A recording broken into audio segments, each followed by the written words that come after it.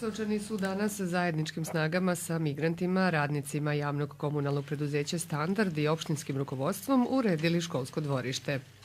Želeo bih ispred mesne zajednice i meštana Berkasova da se zahvalim Evropskoj uniji i opštini Šid što su izašli u susret sa ovakvom lepom donacijom koju smo renovirali školu.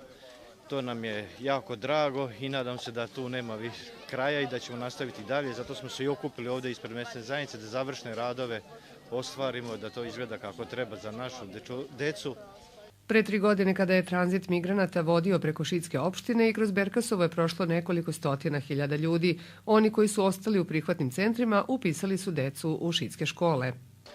Mi tu imamo u nekoliko škola negde oko 70 do 75 dece koji pohađaju zajedno sa domicilnim stanovništvom, pohađaju osnovnu, a počeli smo i srednju školu. Tako da ta saradnja je u usponu i ima vrlo lepu tradiciju, već počinjemo da imamo. Među migrantima u prihvatnom centru na Principovcu je devojka iz Afganistana koja je danas učestvovala u akciji. Zovem se Masume, iz Afganistana sam. Boravim u prihvatnom centru u Principovcu već 1 i 5 meseci.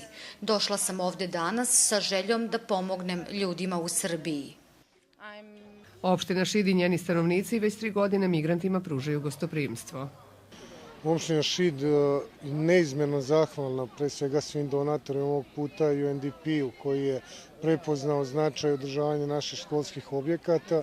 Ova škola u Berkasovu danas koja se otvara je jedna u nizu škola i objekata koji služe za smještaj migranata, ali ovo je samo dokaz onoga da migrantska kriza nije Šidu donela mnogo lošega, već mnogo dobroga i da naš suživot sa migrantima i decom koja idu u ovu školu je nešto što nas može samo unaprediti.